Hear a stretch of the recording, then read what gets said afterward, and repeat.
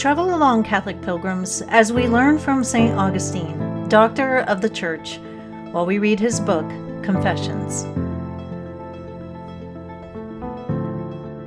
Welcome, Catholic pilgrims.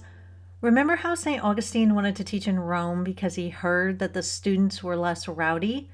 Well, they are less rowdy, but they are quite dishonest and unscrupulous. Let's hear about this in Book 5, Chapter 12, on page 106. I began actively to set about the business of teaching literature and public speaking, which was the purpose for which I had come to Rome. At first, I taught in my house, where I collected a number of pupils who had heard of me, and through them my reputation began to grow. But I now realized that there were difficulties in Rome with which I had not had to contend in Africa. True enough, I found that there was no rioting by young hooligans, but I was told that at any moment a number of students would plot together to avoid paying their master his fees and would transfer in a body to another. They were quite unscrupulous, and justice meant nothing to them compared with the love of money.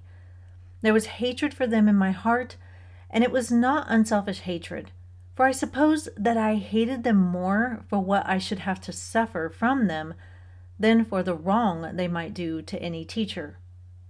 All the same, students like these are utterly dishonest.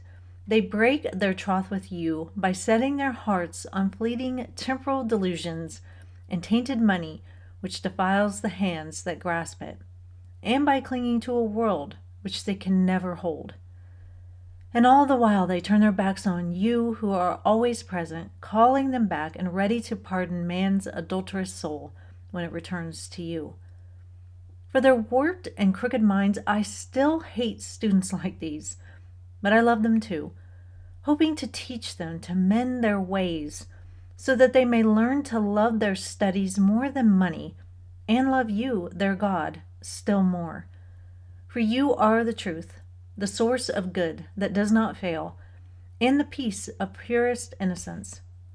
But in those days I was readier to dislike them for fear of the harm they might cause me than to hope that they would become good for your sake.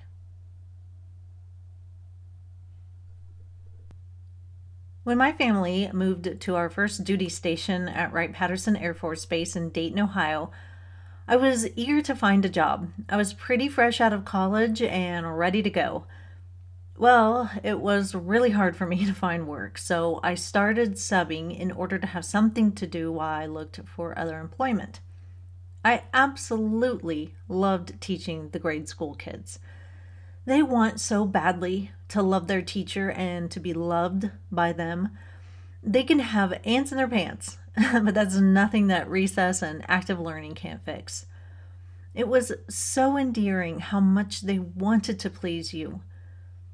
I'd say that my favorite grades to teach were 5th and 6th grade. They are still young enough that they want to win your approval, but the subject matters are slightly more rigorous, so it's a bit more interesting to teach. What I hated teaching was high school. Absolutely hated it. For one thing, when you sub for just one day in high school, you are nothing but a glorified babysitter. The teacher rarely leaves you anything to teach, and so for hours you are just watching the same movie over and over again, or you just are keeping them pacified for an hour. If you get to sub for longer than a day, well, you might get to actually teach. And for the most part, teens in first world countries are, and I'm going to say it, ungrateful brats. They don't know how blessed they are to have institutions to learn at. They don't care about learning, they are rude to authority figures, and they are low energy. Not all kids, not all teens, but the experience was quite awful.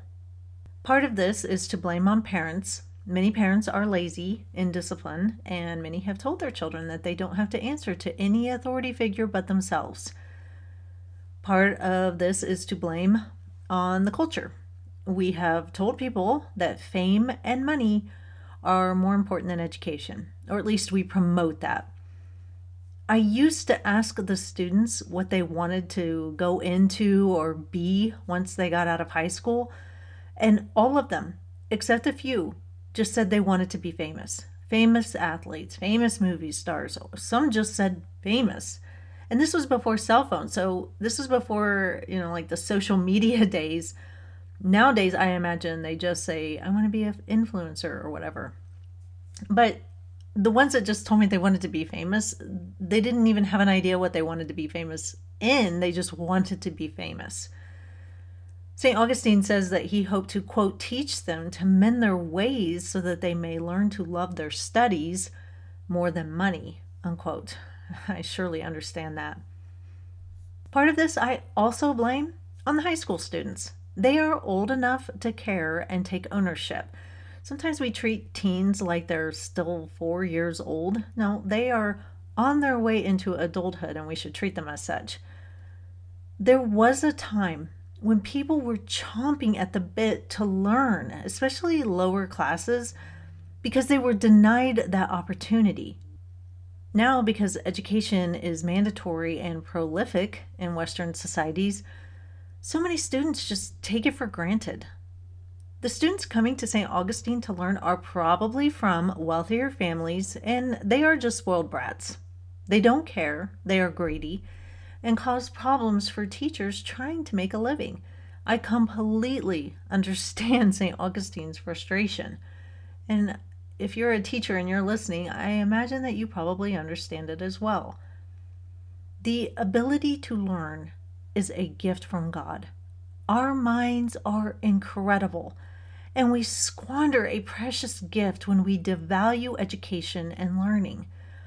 There are also studies showing that our IQ is actually slipping. We are getting less smart. Big reason why is because of all the screen time. But you would think that with all of the schools that we have and that everybody's required to go to school and all of the colleges that we have, that we would just be super smart people. But when things are just right in front of your face, it's so easy to take it for granted. And that's what's happened.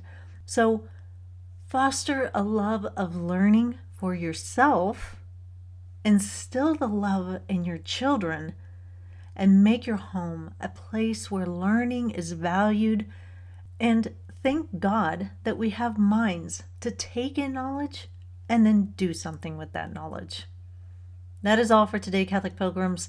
I will see you soon, and until then, live the faith boldly and travel well.